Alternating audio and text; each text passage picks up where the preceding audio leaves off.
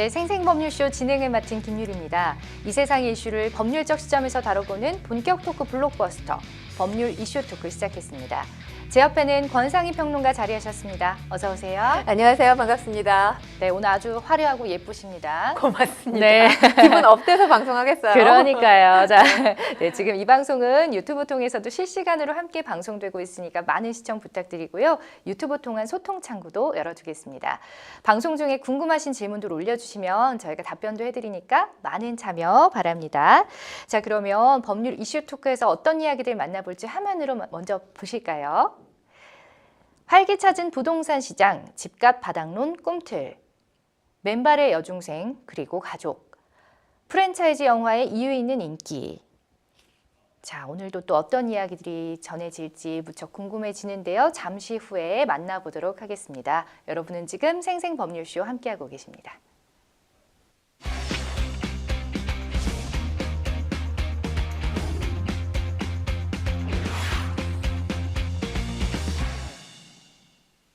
네, 법률 이슈 토크 먼저 활기차진 부동산 시장 집값 바닥론 꿈틀에 관련된 이야기를 나눠볼까 합니다.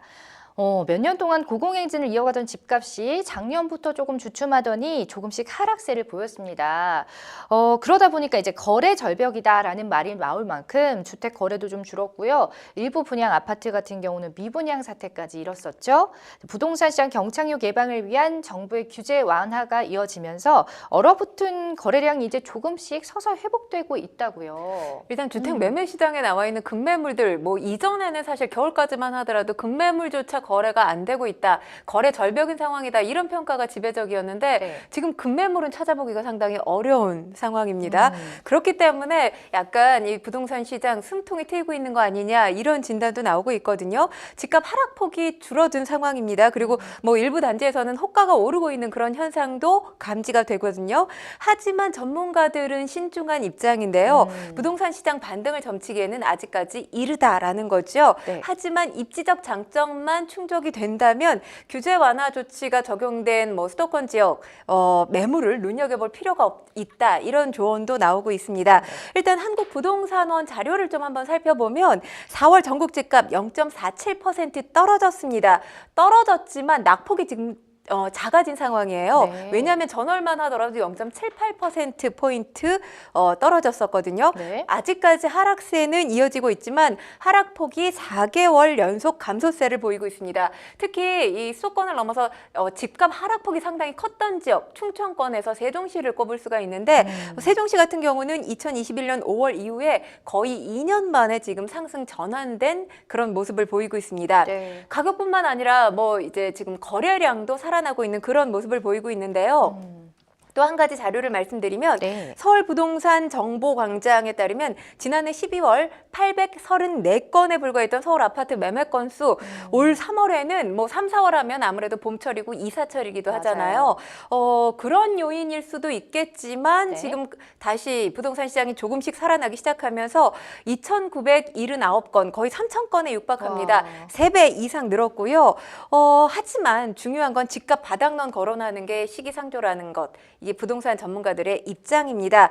왜냐하면 서울을 비롯한 수도권 같은 경우는 상급 지역과 이 최근 집값이 워낙 많이 빠졌던 세종 등에서만 이 매수세가 집중되고 있는 상황이거든요. 다른 지역으로까지 이 매수세가 집중되고 있지는 않고 있습니다. 네. 그리고 거래량을 보게 되면 지난해, 그러니까 예년 수준과 비교하면 여전히 저조합니다. 사실 부동산 폭등 기조가 계속해서 이어졌던 게 2020년, 2021년 정도잖아요. 네. 그때와 비교를 한다면 거래량 아직까지는 저조하다라고 볼 수 있습니다.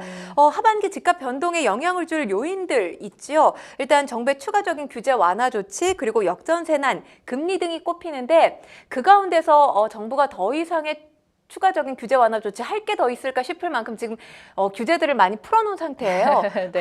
그리고 지금 중요한 게 또 4월 총선을 앞두고 있기 때문에 규제 완화 조치 더 하지 않을까라는 예상 맞을 것 같습니다. 왜냐하면 당연히 이게 표심과 연결이 돼 있잖아요. 네. 중요한 게 사실 정부가 규제 완화 조치를 내놓는다고 하더라도 이게 시장에 바로 적용될 수는 없죠. 왜냐하면 그렇죠. 입법 과정을 거쳐야 되는데 지금 여야 간의 어떤 그 대립구도가 심각한 상황이기 때문에 야당이 협조하지 않으면 정부가 또 다른 규제 완화 조치를 이 정책화시킨다 하더라도 이게 현실로 실행까지 이어지기는 쉽지 않아 보이기도 합니다. 네, 맞습니다. 좀 더 이제 전문가들은 일단 신중한 입장을 보이고 있다라고 보시면 될 것 같고요. 계속해서 좀 기출을 주목해야 될 것 같아요.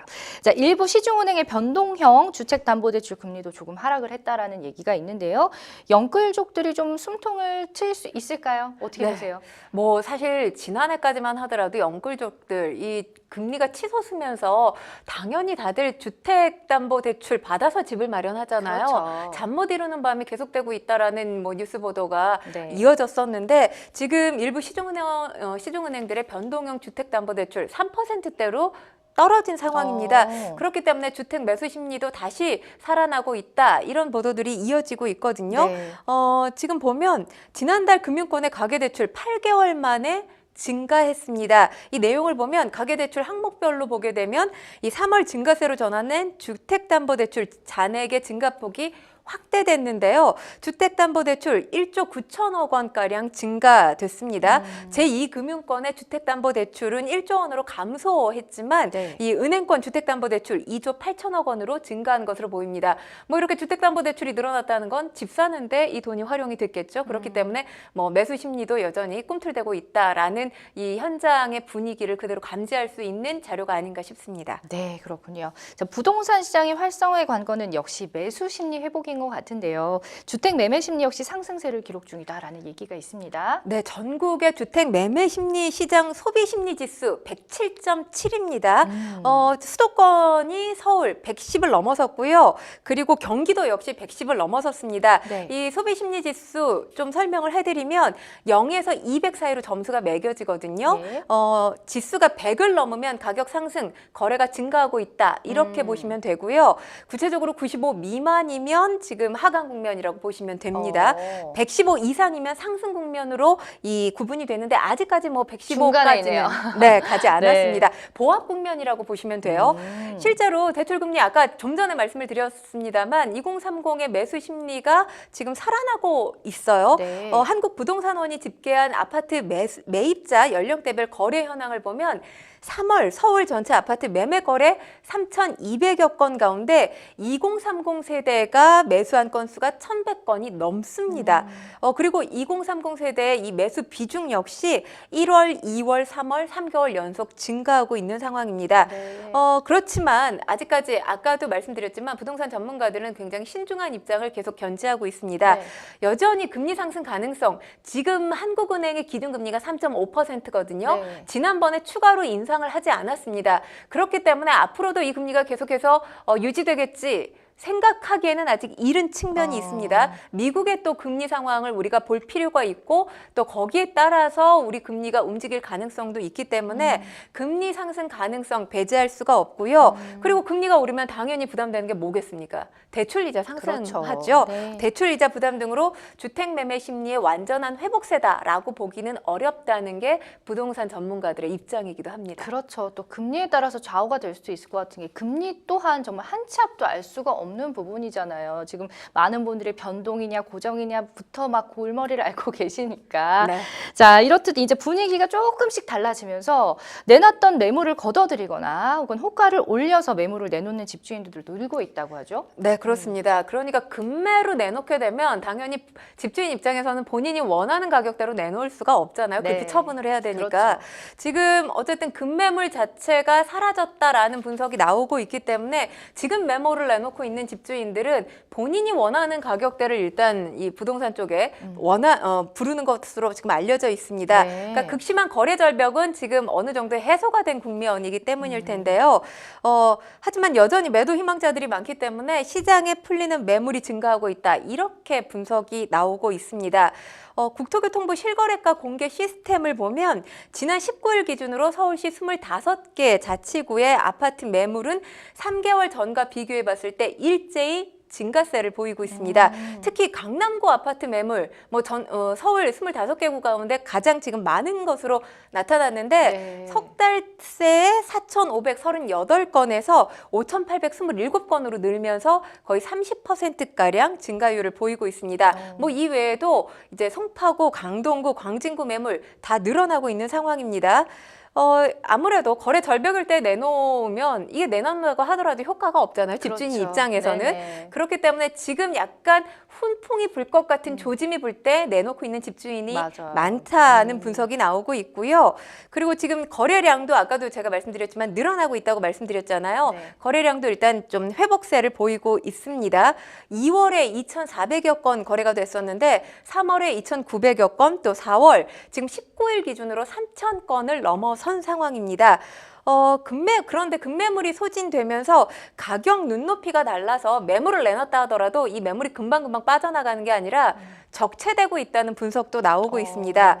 그러니까 급매물을 내놔도 이 급매물조차 거래가 안 됐던 거래 절벽이었던 작년과 올 초 겨울 상황과는 다르게 지금 같은 경우는 진짜 급매물은 전혀 없다는 거죠. 그리고 가격이 어느 정도 회복되고 있기 때문에 거래가 안 돼서 매물이 지금 쌓이고 있는 상황이다라는 게 부동산 업계의 분석이기도 합니다. 아, 그렇군요. 자, 그럼 계속해서 이번에는 분양시장도 한번 살펴보겠습니다. 한때 일부 지역은 이른바 미분양으로 골머리를 앓았었는데 분양시장에도 조금씩 온기가 이제 감돌고 있다고 하네요. 어떤가요?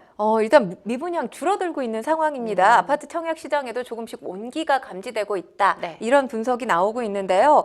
한국부동산원 청약홈 통계를 보면 1월부터 4월 전국에서 무순위 청약으로 나온 아파트 미계약 물량 1,648가구였는데 네. 지난해 같은 기간을 비교하면 확실히 이 미분양 물량이 줄어든 겁니다. 지난해 같은 기간에 4,200가구가 넘어섰습니다. 그러니까 네. 3분의 1 수준으로 미분양 가구가 줄어든 상황입니다. 올 들어 이제 무순위 청약이 감소한 데는 정부가 1.3 대책을 통해서 중도금 대출 분양가 기준 폐지, 그리고 전매 제한, 실거주 의무 완화와 같은 이 청약제도 규제 완화에 나선 것이 분양시장의 숨통을 트이게 한 원인이 되고 있다. 이런 분석이 나오고 있고요. 네. 그리고 뭐 계속해서 뉴스 보도로 접했던 분들, 그러니까 부동산에 관심이 없던 분들조차 둔촌주공은 다들 기억을 하실 거예요. 맞아요. 사실 높은 분양가 때문에 미분양이 속출될 거다 이런 우려가 있었던 게 사실입니다. 네. 그런데 지난 3월에 진행됐던 무순위 청약에서 높은 경쟁률로 마감됐는데 경쟁률이 무려 46.2대 1을 와. 기록하기도 했습니다. 네. 하지만 뭐 전문가들 역시 이번에도 신중해요. 이 청약 시장 회복까지는 시간이 어느 정도 필요할 거다 이렇게 내다보고 있습니다. 지금 왜냐하면 수요 회복이 전국적으로 일어나고 있는 게 아니에요. 예. 서울 일부 지역 등에 국한돼서 여전히 서울을 중심으로 한 수도권 그리고 지방 지역 간의 어떤 양극화 현상이 뚜렷하게 보여지고 있거든요. 그렇기 때문에 또 그리고 중요한 게 분양 경기가 완전히 지금 회복된 게 아니라 분양 경기 악화로 인해서 분양 자체가 줄어든 영향이 있다라는 분석도 있습니다. 주택협회에 따르면 올해 1월부터 4월까지의 분양 물량이 28,600가구가 조금 넘습니다. 네. 지난해 같은 기간을 보면 4만 가구가 넘거든요. 그러니까 일단 분양 물량 자체가 지난해와 비교했을 때 지금 적다는 겁니다. 아, 일단 분양 물량 자체가 적으니까 또 이런 결과가 나온 거네요. 네. 네, 자, 수도권에 청약 나온 아파트들도 또 수요자들이 몰리고 있다는데 투자 수요가 몰리는 건지 아니면 실수요자들이 서울을 벗어나기 때문에 수도권에 좀 관심을 보이고 있는 건지 좀 어떤 상황인 건지 궁금해요. 지금 사실 네. 이게 지난 정부와 이번 정부의 가장 큰 차이점은 지난 정부는 규제 강화의 방점을 찍었다면 이번 정부 같은 경우는 규제 완화를 하고 있잖아요. 예. 근데 지난 정부 같은 경우는 만약에 이런데 뭐 집을 사들이고 있다라고 하면 실거주를 해야만 했던 요인들이 상당히 많았어요. 네. 그런데 지금 같은 경우는 실거주자도 살 수 있고 아무래도 미래를 위해서 투자 가치로 사는 사람들도 있기 때문에 이걸 뭐 어느 한 가지로 단언해서 말씀드리기는 조금 어려워 보입니다. 네. 3기 신도시가 아직 지어지려면 완성이 되려면 멀었다고 하죠. 그래서 또 이 예상됐던 시점보다 뭐 완성되는 시점이 더 늦어질 가능성도 배제할 수 없다는 목소리가 나오고 있기 때문에 2기 신도시에 여전히 관심을 기울이고 있는 이 사람들이 상당히 많습니다. 뭐 인천 검단이라든지 화성 동탄 그리고 평택 고덕 같은 2기 신도시 집값이 바닥을 다지면서 지금 반등하고 있는 상황인데 2기 신도시 하면 2007년부터 이제 사업이 진행됐던 그런 지역들입니다.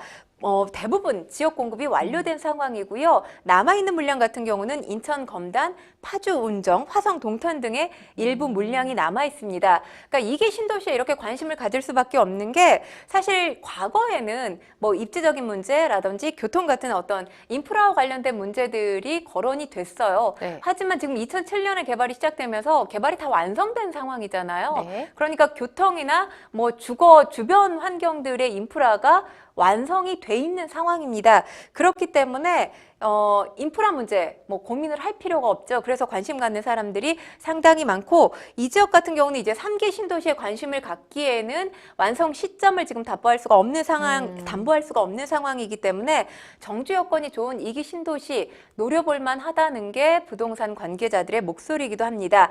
하지만 뭐 2기 신도시라고 해서 모든 게 입지 조건이 좋은 건 아니잖아요. 네. 그렇기 때문에 2기 신도시 내에서도 이제 입지, 교통, 개발 호재가 제각각이기 때문에 그렇죠. 이런 부분 옥석을 가려서 또 어느 곳에 투자를 할 건지 어느 것에 실소유로 이제 내가 거주를 할 건지를 고민해야 될 필요가 있다는 게 또 하나의 조언이기도 합니다. 맞습니다. 자, 그런데 이러한 분양시장의 흥행 이야기가 계속 나오자 이를 두고 공급 물량이 줄어든 게 원인이다라는 의견도 있다고 합니다. 자, 사실 그동안에는 이제 부동산 경기가 워낙에 얼어 있다 보니까 분양 성공 여부를 알 수가 없어서 이 건설사들이 분양을 미루는 경향이 있기도 했었잖아요. 네, 예. 그렇죠.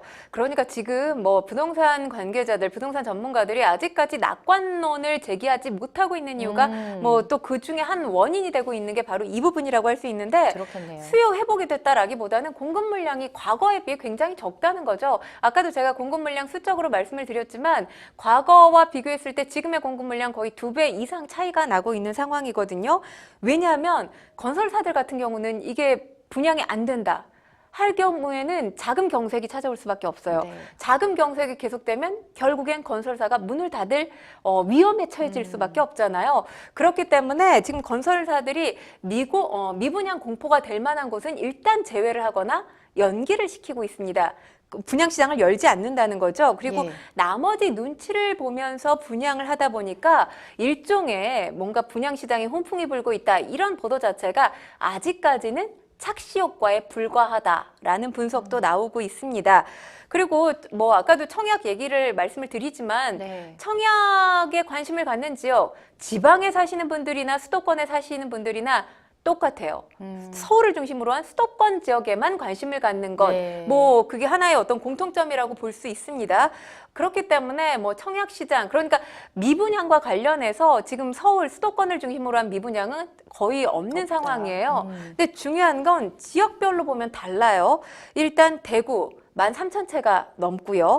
경북 9,000채가 넘습니다. 네. 충남 8,000채 넘고요. 충북 역시 4,300채가 넘게 지금 미분양 물건으로 남아있는 상황입니다. 그러니까 수도권하고 이 양극화 현상 분양시장에서도 뚜렷하게 나타나고 있는 거죠. 그러네요. 그리고 중요한 걸 보면 지금 부동산 114에 따르면 지난달까지 시공능력평가 상위 10개 건설사의 분양 실적 지난해 말 계획했던 54,687가구 대비 71%나 감소했습니다. 15,000여 가구에 그친 상황이거든요. 그러니까 실제로 분양하려고 했던 물량 대비 거의 계획에 비해서 지금 물량이 이루어지고 있는 건 29% 정도에 불과한 겁니다. 네. 그러니까 만약에 하반기에 분양 공급이 더 크게 이루어진다면 이 서울 외 지역을 중심으로 한 미분양, 뭐 사태까지라고 말씀을 드릴 수는 없지만 미분양이 더 확대될 가능성 배제할 수 없어 보입니다. 그렇군요. 이게 또 지역에 따라서 편차가 굉장히 심하네요. 네, 자, 요즘에 또 집값은 주춤하고 하락세를 보이고 있는데 반면에 분양가는 또 그렇지가 않습니다. 그 원자재 값도 뭐 40% 이상 올랐다라는 얘기도 있고 인건비 무시를 또 못할 텐데 그래서 그런지 계속해서 또 분양가는 높아지고 있잖아요. 네, 그렇습니다. 아파트 분양가가 지금 큰 폭으로 상승하고 있는 상황인데요. 자료 하나를 보면 최근 2014년부터 2023년, 그러니까 뭐 올해 아직 초반이지만 네. 최근 10년 동안 아파트 분양가 약 연평균 8.1% 상승을 했습니다. 지난 2022년 사실 집값이 하락되면서 거래 절벽이었던 시기였어요. 그런데 이때도 아파트 분양가는 올랐습니다. 16%나 올랐고요. 그리고 올해 5월까지도 약 12%가량 뛰었습니다. 네. 그러니까 이 분양가를 보게 되면 2022년과 올해 유독 이 오름세가 가팔랐다. 이렇게 맞아요. 볼 수 있습니다. 네. 분양가 앞으로 더 오를 수밖에 없을 거다. 이렇게 지금 업계가 전망을 해놓고 있는데요. 지금 분양가 상한제 주택에 적용되는 기본형 건축비가 3월부터 제곱미터당 194만 3천 원 상승했습니다. 뭐 건설 자재값 상승을 했고요. 그리고 네. 여기에 또 인건비까지 올랐다고 하죠. 이게 지금 직접 공사비용 상승분이 반영된 거기 때문에 사실 신축 아파트를 노리기가 더 어려워지지 않겠느냐 이런 분석도 예. 나오고 있습니다. 맞습니다. 얼마 전에도 입주를 앞두고서 원자재 값이 올라가지고 많은 좀 그죠. 그렇죠. 분양가를 갑자기 좀 짊어지는 그런 또 사태가 있어가지고 좀 크게 또 이슈가 됐었는데, 자, 이렇게 되면은 같은 지역의 구축 아파트보다 분양하는 신축 아파트가 비싼 경우가 또 생길 것 같습니다. 자, 수요자분들의 고민이 더욱더 깊어질 전망인데, 이제 더 이상 청약 이꼴 로또다 이런 말은 이제 좀 사라질 것 같아요. 곧. 지금 상황에서는 네. 사실 일단 청약 가입자가 과거 예년에 비해서 상당히 많이 줄어들고 있어요. 그리고 청약 가입하면 2030 세대가 상당히 관심 많을 것 같은데 되레 네. 2030 세대에서는 청약 통장 가입 안 하고 있는 걸로 지금 알려져 있거든요. 왜냐하면 사실 본격적인 집값 하락과 맞물려서 신축 아파트 중에서도 이제 지난해 같은 경우 분양가를 밑도는 아파트들이 속출했습니다. 그런 네. 아파트들 거래가 속출을 했는데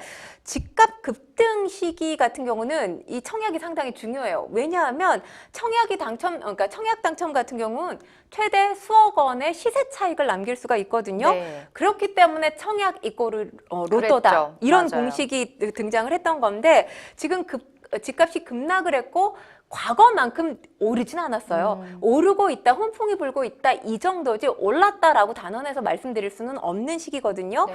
그런 상황이기 때문에 분양이 곧 시세 차익을 남길 수 있는 중요한 통로가 되고 있다라고 보기는 어려워서 지금 그러니까 청약이 곧 로또다 이런 공식이 유지될지는 좀 더 지켜봐야 되지 않을까라는 생각이 듭니다. 맞습니다. 자, 상황이 이렇게 되다 보니까 공공 분양에 대한 열기가 더욱더 뜨거워지는 분위기입니다. 시세도 더 저렴하고 아무래도 입지가 좋다 보니까 많은 분들 관심을 가지시는 것 같아요. 일단 뭐 역세권에 위치하고 있다면 뭐 상당히 좋은 입지라고 할 수 있죠. 그렇죠. 그리고 또 게다가 한강변에 입지한다거나 주변에 공원이 많다면 뭐 최고의 입지 조건이라고 볼 수 있는데 네. 뭐 공공 분양에 관심이 있다고 하더라도 지원 조건이 있습니다. 이 조건이 지금 나에게 충족되는지 한번 체크를 해보시면 좋을 것 같은데 네. 이 공공 분양에 지원 가능한 청약통장 소유자여야 하고요. 무주택 세대 구성원이어야만 됩니다. 그리고 자산 요건이 있습니다. 소유 중인 부동산 2억 1,550만 원 이하여야 하고요. 자동차도 3,557만 원 이하여야 합니다. 월소득도 영향을 끼치는데요. 네. 월소득 4인 가구 기준으로 720만 원 이하, 3인 가구 기준으로는 620만 8천 원 이하여야 지원 조건이 됩니다. 아, 이 조건 자체가 일단 좀 까다롭기 때문에 네, 그렇습니다. 네, 이게 내가 해당되는지를 하나하나 잘 따다 보셔야 될 것 같습니다. 그만큼 또 많은 분들의 또 기회를 드리기 위함이니까 아무래도 공공 분양에서는 흔치 않은 서울 인기 지역의 물량이 좀 곧 풀릴 예정인데 정말 높은 경쟁률을 기록하지 않을까 싶습니다. 자, 이번에는 저희가 전세 시장으로 한번 가보겠습니다. 한동안 전세 사기 등의 이슈가 계속해서 있었던 전세 시장인데요. 바로 어제죠. 전세 사기 피해 지원을 위한 특별법 제정안이 국회 국토교통위원회 법안 소위를 통과했다는 소식입니다. 네, 그렇습니다. 특별법은 전세 사기 피해자를 크게 이 주택 구입 희망자, 지속 거주 희망자 이렇게 나눠서 지원을 하는데요. 네. 전세 사기로 주택이 경매 또는 공매로 넘어가서 보증금을 돌려받기 어려운 경우 이 피해자들 가운데서 주택 구입 희망자의 경우 주택을 우선 매수할 수 있는 권리를 부여합니다. 경매 절차 시에 법률 전문가 수수료도 지원받을 수가 있고요. 피해자가 주택을 경매로 낙찰받을 경우 지방세 감면 또 구입자금 대출 지원세 대출 지원 등 세제, 금융 지원 혜택도 주어집니다. 주택 매수가 어렵거나 또 원하지 않는 지속 거주 희망자 같은 경우는 LH가 우선 매수권을 매입해서 장기 임대하는 식으로 거주권을 보장합니다. 또 위기 상황에 놓인 피해자의 이 생계를 위해서 생계비, 의료비, 주거비, 교육비 등도 지원됩니다. 가장 이제 쟁점이 됐던 부분이 네. 보증금 반환 문제였어요. 맞아요. 이 보증금 반환 문제를 정부가 해결해 줄 것이냐 말 것이냐 정부에서는 난색을 표했었죠. 이 최우선 변제 대상에서 제외된 전세 사기 피해자들에 대해서는 최우선 변제금만큼을 최장 20년간 무이자 대출하는 방식으로 합의를 이뤄냈습니다. 네. 중요한 건 피해자 단체들 여야가 합의한 이 무이자 대출 방식에 대해서 반발하고 있습니다. 왜냐하면 전세 자금 자체도 그 모든 자금이 내 돈인 경우 거의 없죠. 이것도 그렇죠. 대출을 받아서 지금 피해를 본 상황인데 여기에 무이자 대출을 또 해준다면 빚만 늘리는 거 아니냐. 그렇기 때문에 강하게 지금 반발의 목소리를 내고 있습니다. 예, 그럴 수 있겠네요. 피해자 단체로서는 최우선 변제금 대출 방안 또한 또 부담으로 여겨지는 것으로 보이는데 말씀하신 바와 같이 향후에 어떤 방향으로 흘러갈지를 좀 지켜봐야 될 것 같고요. 전세 사기는 전세 가격의 하락 원인으로 또 꼽히기도 했었죠. 아파트 전세 가격이 계속해서 내려가고 있는 상황인데 전세값이 2021년부터 22년까지 정점을 찍었고요. 이 전세의 만기가 이제 올해 하반기부터 시작될 것으로 보입니다. 그러다 보니까 이제 또 최악의 역전세난이다 이런 얘기가 나오고 있는 거겠죠. 그러니까 이제 역전세라는 게 시장 침체로 집주인이 이 세입자에게 전세 보증금을 돌려주기 어려운 상황을 통틀어서 네. 이제 역전세라고 말을 하는데요. 맞아요. 더 큰 문제가 이 기간 아파트 값의 70% 이상을 전세 보증금으로 충당한 갭 투자가 기승을 부렸다는 겁니다. 네. 집주인들 본인 돈이 아니라 세입자의 전세 자금과 그리고 대출로 집을 샀기 때문에 지금 전세값이 하락하고 있는 이 국면에서 사실 그 가격대에 맞는 세입자 찾을 수가 없어요. 그렇죠. 그렇기 때문에 이 지금 살고 있는 세입자가 이사를 갈 경우에 이 전세 보증금을 돌려주지 못할 상황에 직면하지 않게 될까 우려가 지금 제기되고 있는 그런 상황입니다. 네. 교통부의 갭 투자 현황 관련 자료를 보면 전국에서 아파트 값의 70% 이상을 전세 보증금으로 충당한 건수 2020년 2만 6천여 건이었는데 2021년 7만 3천여 건으로 크게 증가했습니다. 3배 가까이 늘었고요. 이 중에 본인 돈 한 푼 들이지 않고 이 무자본 마이너스 갭 투자를 한 사람들도 꽤 있습니다. 2020년에 1,847건에서 2021년 거의 7천여 건가량 됩니다. 예를 들자면 집을 5억 원에 매입을 하고 5억 5천만 원에 전세를 놓은 거죠. 네. 그러면 지금 같은 경우 집값이 이만큼 오르지도 않고 당연히 이 돈으로 전세 그 집 살고 싶습니다 하는 세입자 찾을 수가 없는 상황일 겁니다. 그러니까 사실 임대인이 이게 전세 사기를 노려서 이러지 않았다 하더라도 지금 전세값이 전반적으로 하락하면서 임대차 계약 종료 이후에 보증금을 돌려받지 못하는 상황이 속출할 가능성이 있고요. 워낙 지금 전세 사기 관련된 보도 전국 곳곳에서 나오고 있지 않습니까? 네. 그렇기 때문에 전세보다는 지금 월세를 선호하는 현상도 두드러지기 때문에 지금 역전세 난 우려 이 올 하반기부터 내년 초에 극심하지 않을까 걱정이 됩니다. 그러니까 점점 이제 우려가 현실로 돼가고 있는 것 같아서요. 자, 또 한편 원희룡 국토부 장관은 최근에 전세는 수명이 다한 것으로 본다라면서 전세 제도의 종말을 이고 있는데요. 집주인이 세입자에게 목돈을 받고 다음 세입자가 없거나 또 시세가 집값보다 아래로 내려가면 전세 보증금을 돌려주지 못하는 돌려막기식 제도를 본격적으로 손보겠다 이런 뜻으로도 좀 풀이가 되는 것 같아요. 자, 사실 세입자에게는 주거 사달이었고 임대에게는 무이자 대출이었던 전세제도. 근데 이게 우리나라에만 또 있는 걸로 알려져 있잖아요. 그렇죠. 자, 서로에게 그동안은 윈윈으로 여겨져 왔었는데 앞으로 좀 전세제도의 손질이 어떤 방향으로 이루어져야 한다고 보시는지 궁금해요. 일단 역전세난 같은 경우도 돌려막기식 제도에서 비롯됐다고 볼 수 있기 때문에 이걸 효과적으로 방지할 수 있는 어떤 묘안이 나온다면 더 이상 바랄 게 없긴 하겠습니다. 근데 네. 사실 이와 관련해서 상당한 고민이 있어야 될 것으로 보이고 사실 전세와 관련해서 여전히 피해를 보는 건 약자일 수밖에 없어요. 네. 임차인, 세입자일 수밖에 없거든요. 그러니까 임차인 중심의 법 집이 좀 더 촘촘하게 마련이 돼야 된다는 생각이 들고요. 지금 이와 관련해서 전세 시장을 아예 없애려는 거냐라는 목소리도 나오는 게 사실입니다. 왜냐하면 전세 사기가 기승을 부리다 보니까, 그리고 이 제도가 말씀하셨다시피 우리나라밖에 없는 제도다 보니까 이 대대적인 손질을 넘어서 이 제도 자체를 없애려는 게 아니냐, 이런 우려도 나오고 있는데, 사실 지금 가족 단위의 어떤 주택의 경우에는 월세로 밀려날 경우에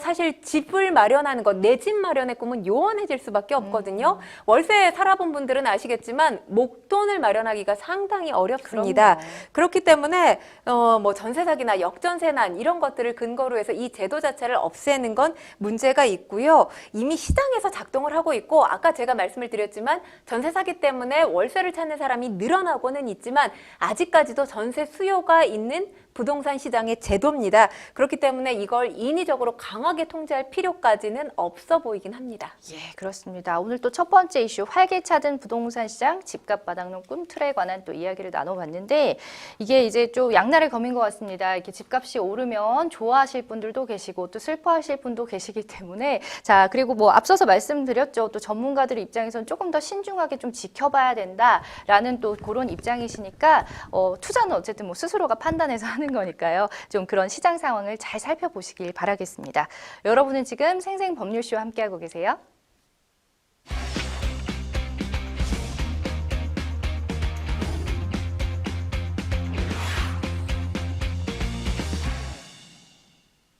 네, 법률 이슈 토크 두 번째 주제는 바로 여중생, 맨발의 여중생, 그리고 가족입니다. 아, 이게 정말 슬픈 사연입니다. 자, 최근 정말 많은 분들을 놀라게 한 기사가 있었는데요. 서울 강남 한복판에서 맨발로 도망친 여중생이 누군가에게 붙잡혀서 무자비하게 폭행을 당하는 장면이 CCTV에 포착을 됐는데, 알고 보니까 이 폭행을 가한 사람들이 가족이었다고 하더라고요. 네, 예. 그렇습니다. 지난 15일 밤이었는데 밤 12시 반이었어요. 서울 강남구 아파트의 한 단지 입구에서 찍힌 CCTV 영상이 지상파 방송에 보도가 된 건데요. 네. 영상에 이 여중생 A양이 맨발로 뛰쳐나와서 필사적으로 도망가는 모습이 담겨져 있습니다. 그리고 A양 얼마 못 가서 이 무서운 기세로 쫓아온 남성에게 붙잡혔는데, 네. 남성이 A양을 마구 폭행을 합니다. 그리고 이후에 또 다른 남성이 등장을 하는데, 네. 이 남성 역시 폭행에 가세를 했고요. 한 여성이 나타나서 A양 겁먹은 듯이 아스팔트 바닥에 무릎을 꿇고 빕니다. 아, 근데 A양 애원에도 불구하고 이 여성도 폭행을 함께 저질러요. 그 나머지 남성들 2명, 이 여성의 폭행을 말리기는커녕 이 함께 아이를 때리는 모습이 보여졌는데요. 네. 횡단보도 한복판에서 이뤄진 폭행 무려 20분간이나 지속됐습니다. 항행인의 신고로 경찰이 출동을 했고요. 아파트에서 이 가해자들을 발견했는데 말 그대로 한 집에 살고 있었던 가족들이었습니다. 너무 부모와 충격이에요. 오빠였던 네. 거예요. 부모는 경찰과 구청이 진행한 조사에서 아이에게 병원 진료를 위해서 사전 질문지를 작성하라고 했는데 아이가 거부해서 벌을 줬다고 합니다. 그러던 중에 아이가 맨발로 뛰쳐나갔고 아이를 잡는 과정에서 발생한 일이라고 진술을 했는데요. 일단 A양을 경찰 분리해서 이 학대 피해 아동 쉼터로 옮기고 부모와 오빠를 각각 아동학대와 가정폭력 혐의로 입건했습니다. 아이고, 정말 가족이라는 게 정말 더없이 충격적이에요. 어떤 사연이 있었는지는 모르겠지만 어쨌든 이 정도면은 훈육의 차원을 넘어섰다라고 밖에는 말을 할 수가 없을 것 같은데, 경찰이 지금 말씀하셨잖아요. 아이를 분리했다 이렇게. 근데 완전히 또 분리한 건 또 폭행 영상에서 심상치 않은 부분이 포착됐기 때문이라고 합니다. 어떤 내용이었나요? 일단 지금 이 폭행을 당한 피해자가 중학생이란 말이에요. 예. 그러면 얼마든지 저항할 수 있었을 텐데 저항하는 모습을 전혀 찾아볼 수가 없습니다. 특히 엄마가 나타난 뒤에는 대로변에서 무릎까지 꿇고 폭행을 저항 없이 받아들이는 모습이 아이고. 고스란히 CCTV에 담겼는데요. 네. 그리고 폭행 행태도 일단 굉장히 기이하다라고 생각이 됩니다. 네. 사람들이 많이 오고 가는 길이에요. 새벽 시간이긴 하지만 밤 12시 반, 그리고 사람들이 오가는 아파트 단지 앞 대로변에서 딸을 이렇게 온 가족이 폭행할 수 있을까? 사실 납득이 되지 않거든요. 맞습니다. 그렇기 때문에 뭐 지금 관련해서는 아이를 사람으로 본 게 아니라 본인들의 소유물로 여긴 게 아니냐, 이런 목소리도 나오고 있고요. 그리고 지금 가스라이팅을 당한 것이 아니냐 이런 목소리도 나오고 있습니다. 네. 일단 아이를 보호하고 있는 학대 피해 아동 쉼터 경찰이 지난 19일에 가스라이팅 정황을 확인하기 위해서 이 피해 아이에 대한 심층 상담을 진행하기도 했습니다. 너무너무 정말 얘기를 들을수록 안타깝습니다. 자, 이미 아이가 이렇게 길들여지기까지 뭐 어떤 일이 있었는지 참 그 내막이 궁금한데 결국 이 학생의 아버지에 대해서 경찰이 구금 조치를 취했다고요? 네, 그렇습니다. 여중생의 아버지인 40대 A씨에 대해서 경찰은 아동학대 처벌법상 임시조치 7호를 적용했고요. 법원이 이를 받아들였습니다. 그러니까 임시조치 7호가 가장 강력한 조치라고 보시면 됩니다. 학대 재발 우려가 있는 경우에 아동 보호를 위해서 최대 2달 동안 가해자를 유치장이나 구치소에 구금하는 조치입니다. 이런 결정에 따라서 A씨 서울 동부구치소에 구금된 것으로 지금 알려지고 있습니다. 네. 경찰은 A씨 부부 그리고 오빠인 B군에 대해서 각각 신체학대 혐의, 가정폭력범죄 처벌 등에 관한 특례법상 폭행 혐의로 입건해서 조사 중인데요. 또 여중생에게 지금 접근이나 연락을 할 수 없도록 긴급조치 처분 내린 상황입니다. 다행스러운 건 지금 보호시설에 있는 여중생 특별한 외상은 없는 것으로 알려졌습니다. 그나마 다행인데요. 자, 특히 피해자인 여중생이 사건 초기에 관계기관에서 가족에 대한 처벌과 분리 조치를 원하지 않는다 이렇게 말을 했다고 합니다. 본인이 폭행을 당했는데도 불구하고. 그렇죠. 이 부분이 사실 납득이 잘 되지 않는데요. 네. 이게 지금 아까도 말씀드렸지만 본인 의사 충분히 표시할 수 있는 상황이었고 외상이 처음에 없었다고 합니다. 그리고 오빠의 폭행을 확인할 수 있는 피해자의 진술이 없었다고 해요. 그래서 그 내용을 바탕으로 해서 1차적으로 분리 조치가 필요 없다 이렇게 경찰이 처음에 판단을 했었다고 합니다. 그런데 사실 지금 이 피해자가 보여주고 있는 태도를 보면 일단 임시보호 기간이 끝나고 가정으로 돌아갔을 때 다시 학대당할 게 두려웠기 때문에 특별한 저항을 하지 않았던 게 아니냐 이런 분석이 나오고 있고요. 네. 또 한 가지는 이전에도 아마 학대 가능성이 있었을 거다 이런 분석도 나오고 있는데 그 근거가 지금 폭력과 학대를 당한 게 명백하잖아요. 네. 그런데 처벌해 주세요, 저 분리해 주세요 이런 적극적인 의사 표시를 하지 않았다는 건 학습된 무기력을 보여주고 있다는 거죠. 너무 그러니까 안타까워요. 아동학대를 계속해서 받고 있는 피해 아동들에게서 볼 수 있는 그런 특징 중에 한 가지라고 합니다. 맞습니다. 참 솔직하게 얘기를 해주면 좋을 텐데 본인도 너무 익숙해져 있는 게 아닐까 참 걱정이 되는데요. 가족 간의 폭행 관련 뉴스는 사실 심심치 않게 들려오고 있습니다. 최근에도 어머니와 말다툼을 하다가 폭행을 해서 숨지게 한 혐의로 40대 남성이 경찰에 구속되는 일이 있었죠. 네, 이 40대 남성 A씨 지난 18일 저녁 서귀포시 한 아파트에서 어머니 60대 B씨를 때려 숨지게 한 혐의를 받고 있습니다. 네. A씨가 경찰에 신고를 했고요. 경찰이 출동했을 때 B씨 이미 사망한 상태였습니다. 경찰은 B씨 머리에 상처가 나 있는 등 타살 정황이 확인되자 이날 A씨를 긴급 체포했는데요. B씨 시신을 부검한 결과 사망 원인 뇌손상으로 드러났습니다. A씨는 경찰 조사에서 말다툼하다가 어머니를 밀쳤다라고 하면서 다툰 지 집 밖으로 나갔다가 돌아와 보니까 어머니가 쓰러져 있어서 경찰에 신고를 했다고 얘기를 하고 있습니다. 폭행은 인정하지만 돌아가실 줄 몰랐다는 게 지금 A씨의 진술 내용이고요. A씨와 B씨 같은 아파트에 살고 있었고 평소 다툼이 많았던 것으로 전해집니다. 그렇군요. 본인이 또 직접 신고를 했는데 뇌 손상이 일어날 정도로 이제 밀친 것으로 보여집니다. 좀 더 구체적인 또 사실관계는 좀 차후에 또 밝혀지겠죠. 자, 또 사실혼관계인 여성을 협박하고 상습적으로 폭행한 60대 남성이 실형을 선고받은 일이 있었습니다. 네, 이 남성 법원은 특수상해 등의 혐의로 기소된 A씨에게 징역 8개월을 선고했는데요. 네. A씨는 2020년 2월 20일 오후 8시께 배우자 B씨가 금연하라는 말에 격분해서 주먹으로 때려서 다발골절 등 상해를 입혔습니다. 폭행을 당한 B씨 병원에서 6주간 치료해야 하는 상해 진단을 받았고요. 이후에도 늦게 귀가했다는 이유로 폭행이 이어졌었고요. 이유 없이 흉기로 살해하겠다 이렇게 협박을 하기도 했습니다.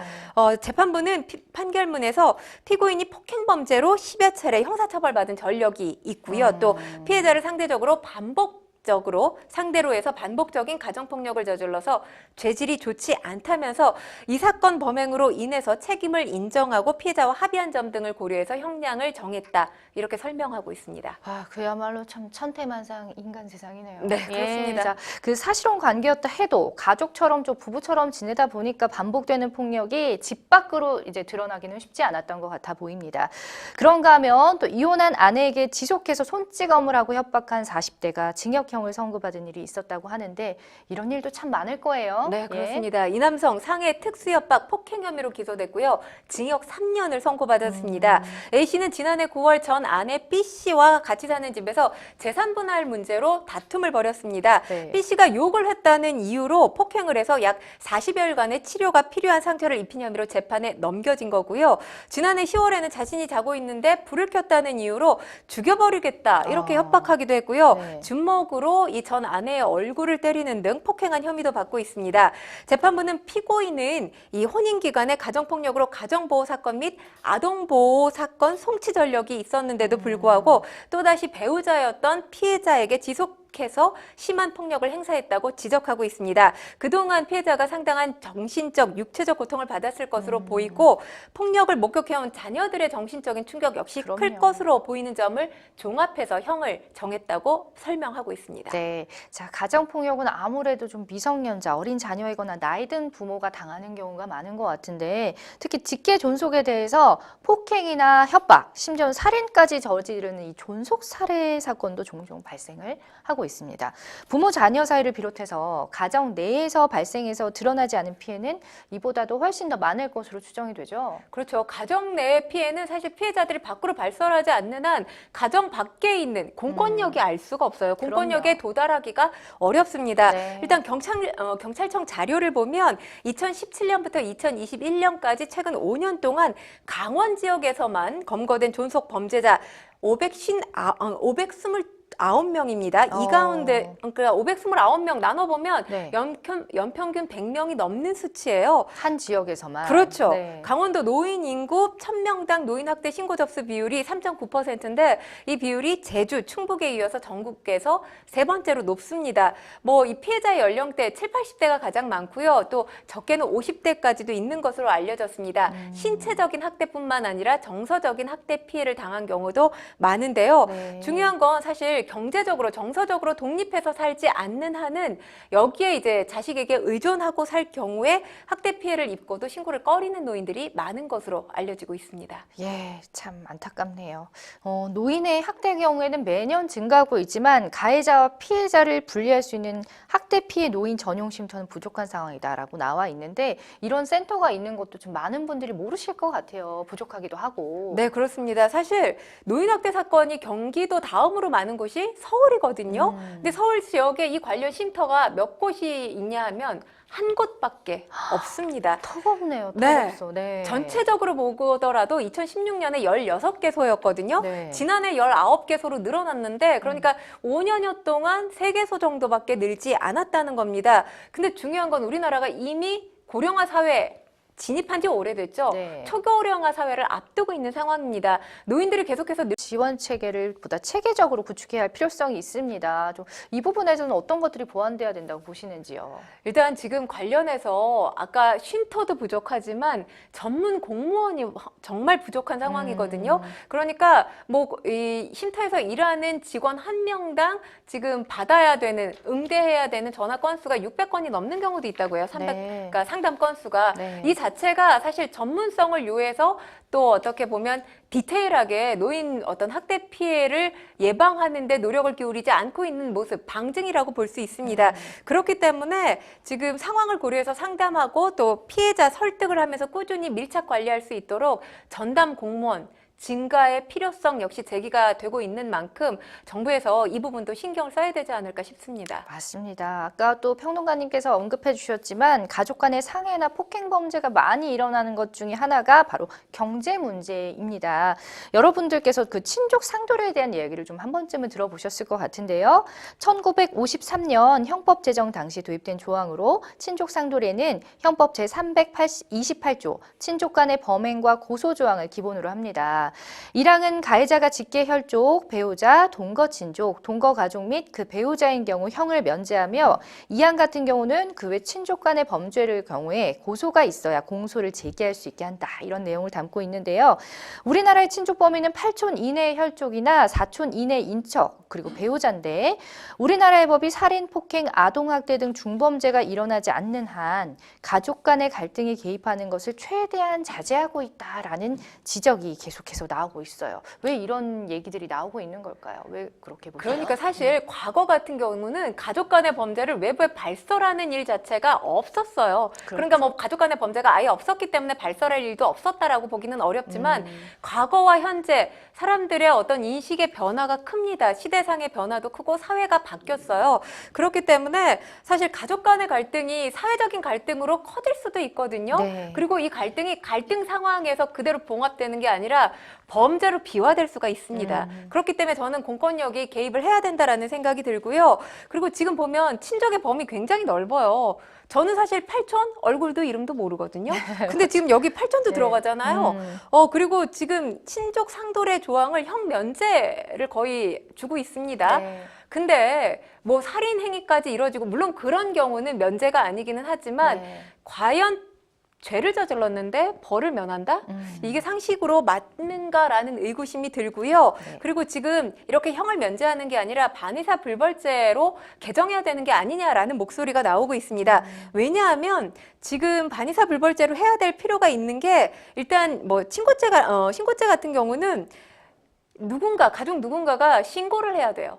그러면 불화가 더 커질 가능성이 있지 않습니까? 네. 그렇기 때문에 가정 내 문제를 해결하기 위해서 일단 공권력이 먼저 투입돼야 된다는 거죠. 국가가 먼저 개입을 하고 구성원이 반대할 수 있는 게 바로 반의사 불벌죄라고 보시면 되거든요. 이걸 적용하는 게 지금 사회에서 맞지 않나라는 의견도 나오고 있습니다. 물론 이 부분은 사회적인 합의가 도출돼야 되는 부분이기 때문에 논의가 어느 정도는 이루어져야 되지 않을까 싶습니다. 그러게요. 아무래도 이 제도가 좀 현 시점과는 조금 맞지 않는 부분이 있는 것 같아요. 자, 그런데 이런 제도가 친족 상도례가 우리나라에만 있는 건 아니라고요? 네, 그렇습니다. 사실 친족 상도례가 우리나라만 있는 건 아닌데 중요한 건 친족 범죄에 대해서 우리나라만큼 관대한 나라는 찾아보기가 힘듭니다. 예. 뭐 독일 같은 경우는 친족 상도례 효과 모두 친고죄로 제한을 하고 있어요.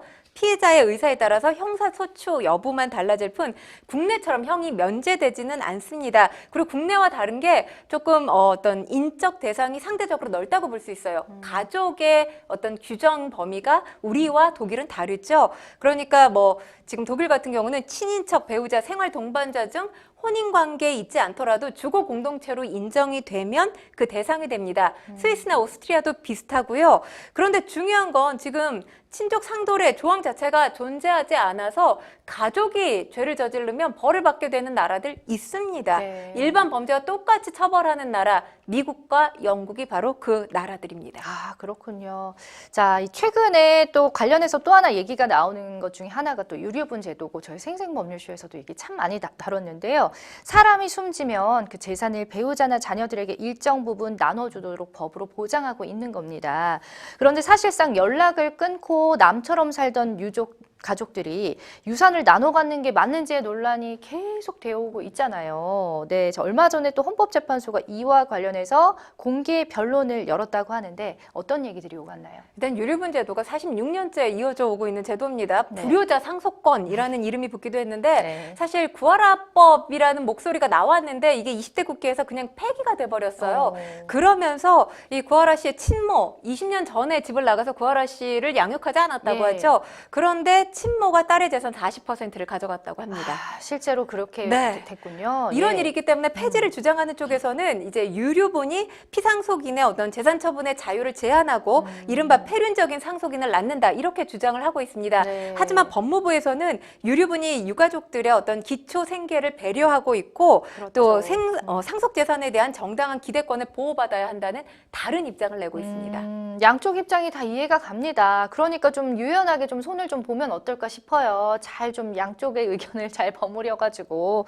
네, 자, 유류분 제도와 관련해서는 법조인이나 학자들 사이에서 아직도 의견이 분분하다고 합니다. 헌재는 앞서 2010년과 2013년 두 차례 유류분 제도가 합헌이다라고 결정한 바가 있는데 폐지는 안 하더라도 좀 보완을 할 필요는 있다는 건 좀 많은 분들이 공감하시지 않을까요? 지금 구하라 씨 친모 얘기를 제가 꺼낸 이유를 보시면 아시겠지만 네. 일단 상속인이 고인을 양육하지 않았잖아요. 그렇죠. 뭐 예를 들어서 자식이 부모를 학대했다거나 부양 의무를 저버렸을 때 등에는 유언이나 법원 판단 등을 통해서 이 해당 피상속인의 유류분을 제한하는 등 유류분 상실 요건 규정해야 될 필요가 있어 보이고요. 고인을 장기간 돌보면서 봉양한 경우도 있잖아요. 네. 그랬을 때는 그 기여분을 유류분에 반영해야 된다는 의견. 저는 이게 우리나라 국민들이 가지고 있는 법감정 내지는 기본 상식이 아닐까라는 생각이 듭니다. 지금의 유류분 제도는 거기서 조금 많이 벗어나 있거든요. 이 부분을 참조해서 좀 개정을 해보면 어떨까라는 생각 말씀을 드립니다. 네. 자, 이렇게 해서 또 오늘 얘기를 마무리할까 합니다. 자, 생생법률쇼 어느덧 마칠 시간인데요. 오늘 함께해 주신 권상희 평론가님 고맙습니다. 고맙습니다.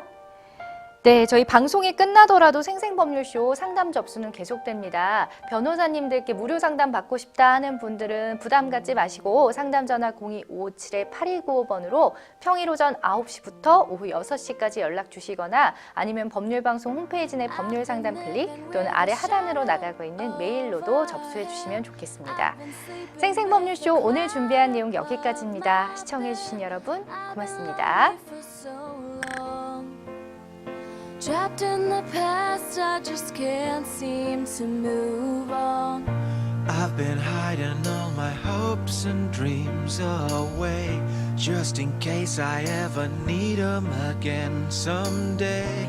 I've been setting aside time to clear a little space in the corners of my mind. All I wanna do